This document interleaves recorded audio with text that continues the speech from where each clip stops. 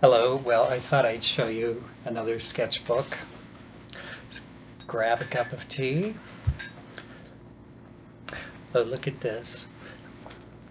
I don't know if I can get these out or not. These are, they're sticking, so, oh. These are dried poppy flower leaves. Flowers. They were bright red.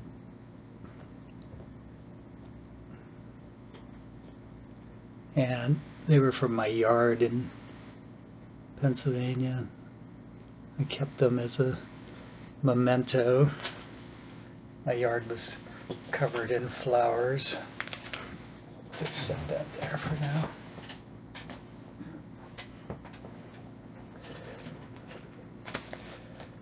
So what else do we have here?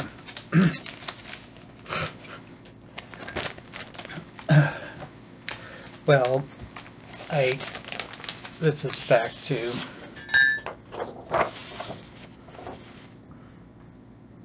I was trying to find unique ways to use pen and ink to send to various magazines.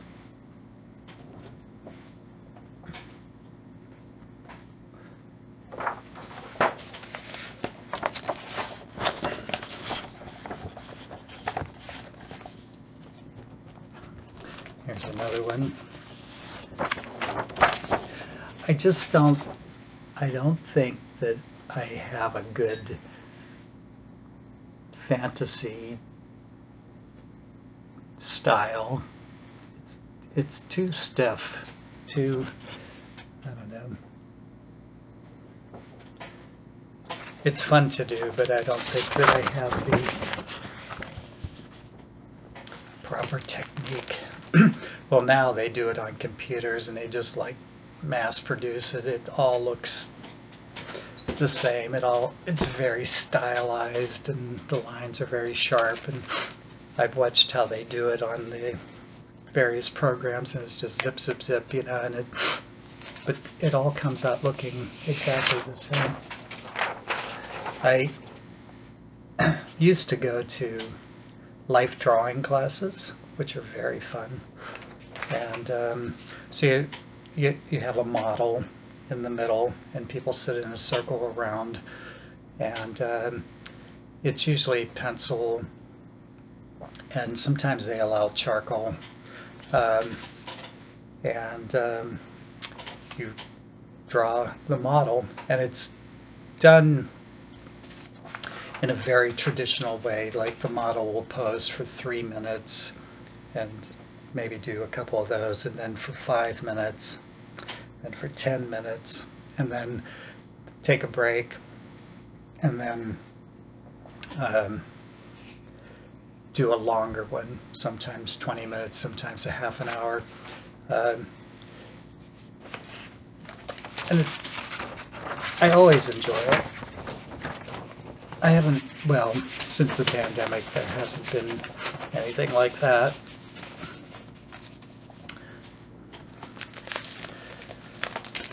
I did this as a poster in Bisbee.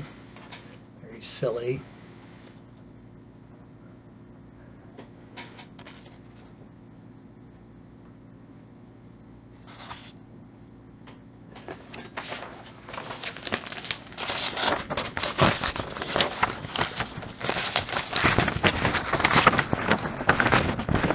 I think the drawing, I've done art my entire life.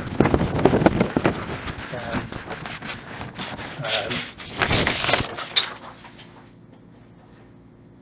I don't know why. I just have always done it.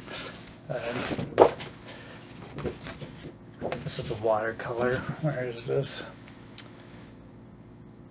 Paradise Valley, Montana.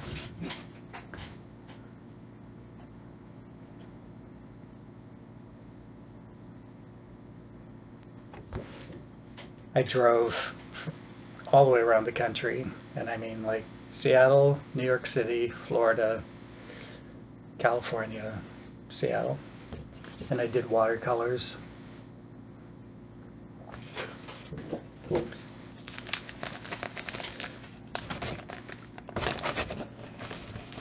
Anyway, I don't know why I've done this my entire life.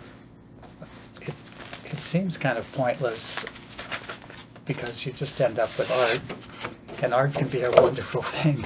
It's like with music, it's just a wonderful thing, but I think people get confused sometimes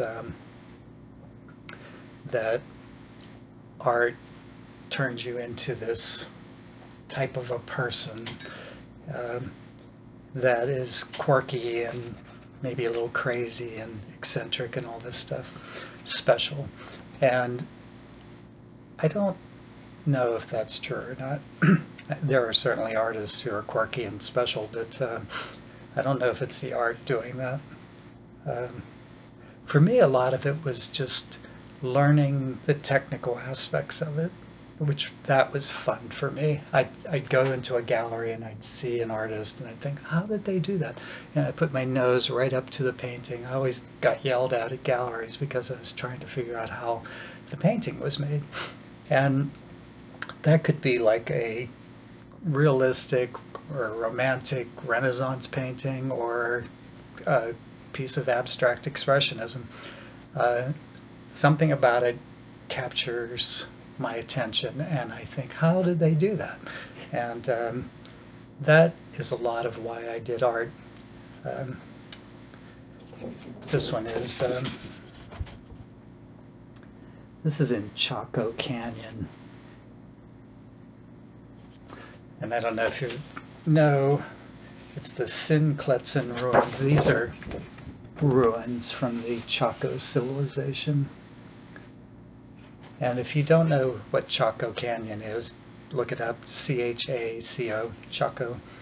And it was a civilization, and I think it went into extinction sometime around the 1300s, something like that.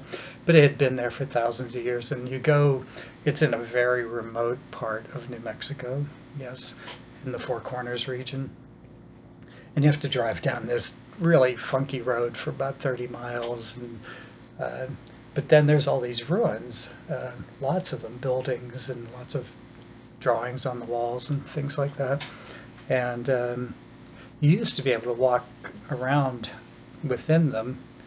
But one of the things there, I've been there like 3 times, and at night, if you just lay down and look at the sky, you can see the entire Milky Way. It's so far out in the middle of nowhere. There's no lights or anything, or no cities.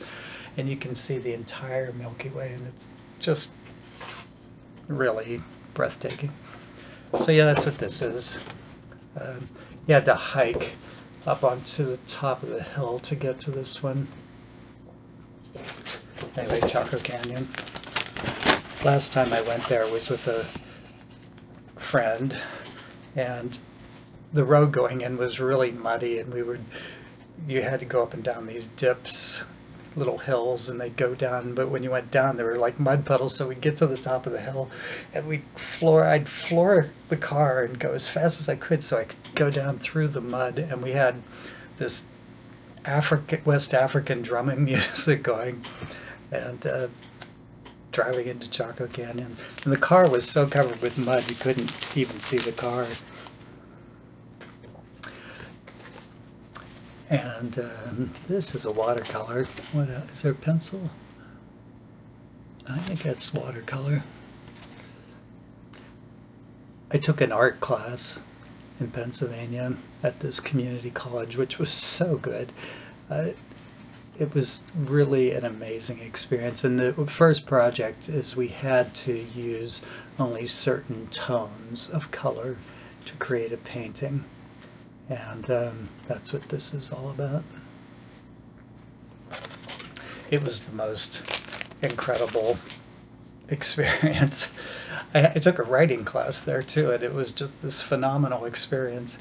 But the art class, I went in and I talked to the professor and I said, I've been doing art my whole life, and I don't want to intrude on your class or anything like that. And he just lit up and he said, no, we've got like this really incredible group of people showing up this semester, so come join us.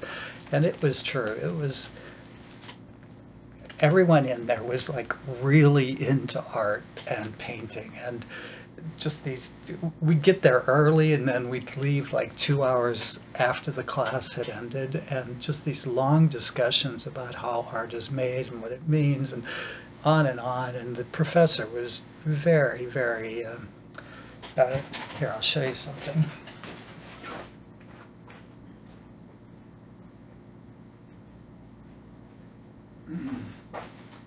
He, at the end of it, he gave some of us small paintings that he did.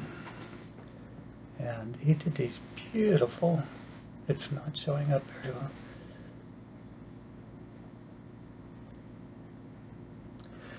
And he was so taken by that class that he gave some of us a painting of his. His name was David Ludwig. Anyway, the class was just incredible. He taught me tonalism, and which is a very difficult technique. And I can show you an example right here. You can see that. I don't know if that showed up or not, but anyway, I digress. So this, I'm supposed to be showing you my sketchbook. What is this? Oh yeah, I know where this was. This was Horse Thief Lake in South Dakota. And if you went on the other side of that mountain, that's where Mount Rushmore was, which I thought was incredibly trite and silly. So I spent like 5 minutes at Mount Rushmore, and I drove up and I found this really wonderful lake and really beautiful.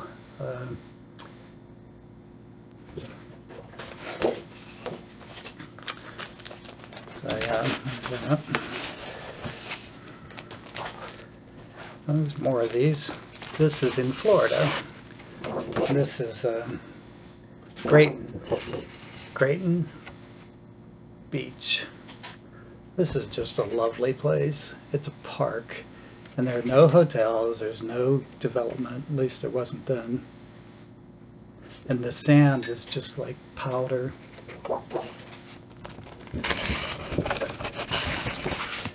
And this was, I'm pretty sure,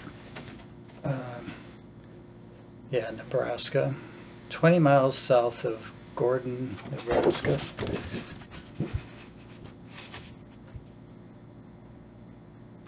And in western Nebraska, it's hilly like this, really pretty. And then it gets flat as you go east, of course. There's another one of my band drawings.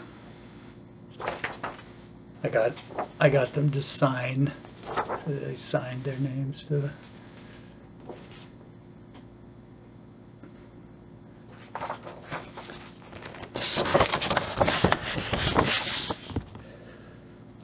I went to this concert, and it was like this loud, heavy metal, thrash metal, not even heavy metal, thrash metal band, and I sat on the edge of the stage and I drew this demon. This is what the music sounded like. It was just, you know.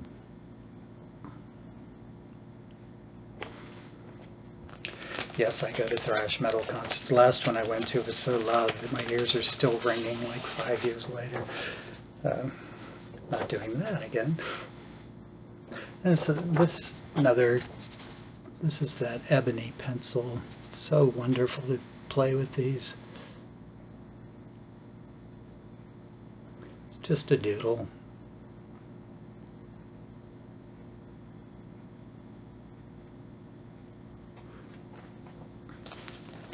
But that's the thing, you know, you get a tool that you like, you find a pencil that you like, and it's like, oh, what can I do with that? It's the technique. As far as like expressing yourself through your art. Of course, that's a valid use of art.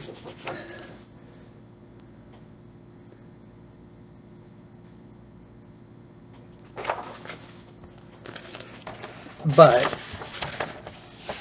I also wanted to try to sell my art. So it always becomes a tug of war, because, what am I feeling? Do I want to express my feelings? And a lot of times when you live in a society that is, I don't know how you say this, they're not exactly welcoming of certain feelings. And so you can express your feelings, but nobody wants to hear it. So then it becomes like, how do I do something that will attract attention and maybe sell? And selling is a valid use of art also, because it's just an exchange. You make something and people go, oh, that's really cool, can I have that? And it's like, sure, what, you want to give me something in return? And that's valid. And then they have it, and it's on their wall, and they get to enjoy it and think about it.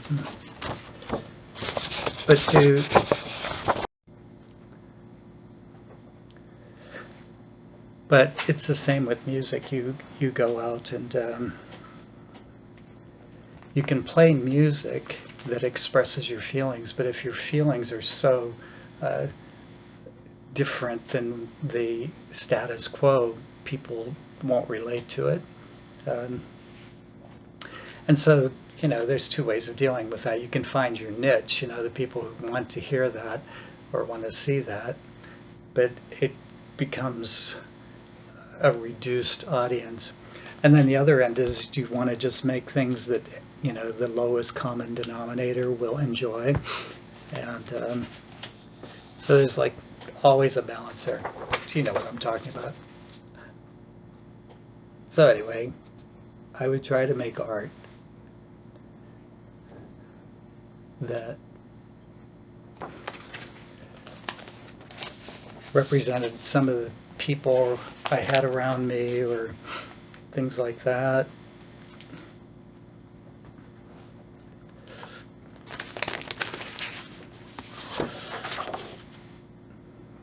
Or just fantasy art.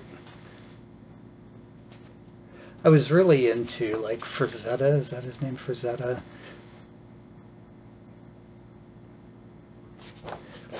That's just pencil.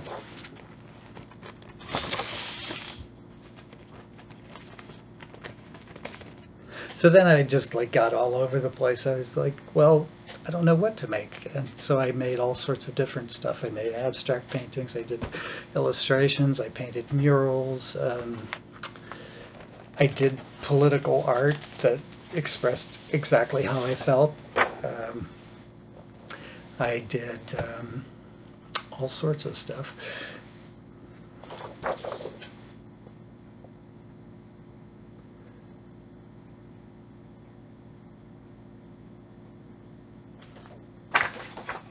And drawings are like this, I guess, are just they're almost like interpreting a dream, only not that directly. This is called When Lies Come Back to Haunt You. So it's more like I get this concept in my mind, and it evolves as I'm drawing it. It's not planned at all. This is a watercolor.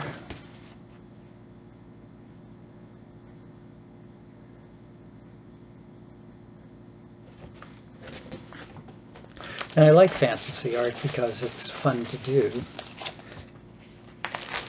I see some people who can do fantasy art and it's just so wild and beautifully done, and I just think I'm a little too uptight or something to really express myself that way.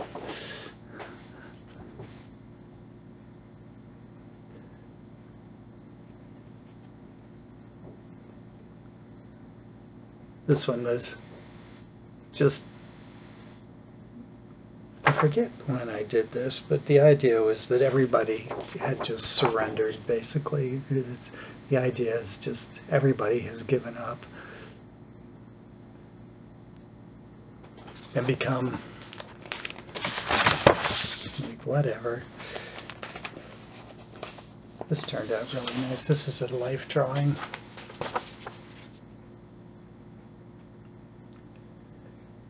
Again, it's, you know, the model was sitting in front of me, and I sketched this out probably 10-15 minutes.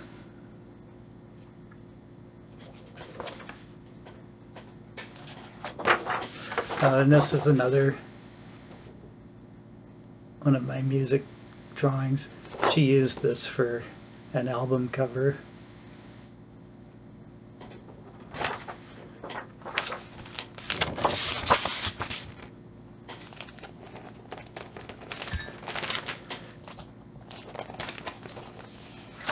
I don't usually do this, but I was in an art museum. Where was it? I forget. Arizona somewhere. And there was a Maynard Dixon painting, and I just really loved his artwork. I lived in the Southwest for a very long time, and I'm not a big fan of Southwest art, but I did like his work. And so I had colored pencils, and I stood there and I drew the painting in the gallery.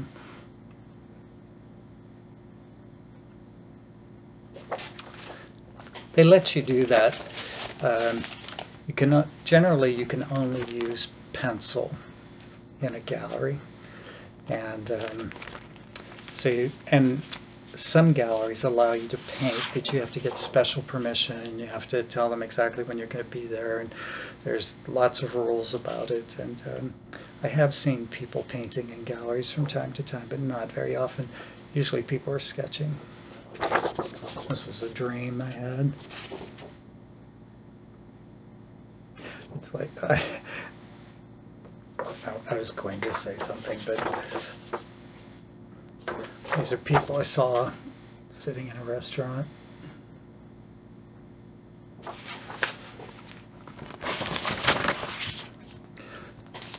And this is ink. And I was sitting waiting for my then partner. I was sitting in the car. This is an alley in Tucson, and I sketched the alleyway using little bottles of ink and a paintbrush and ink. Using ink like that, the colors just, they just really pop.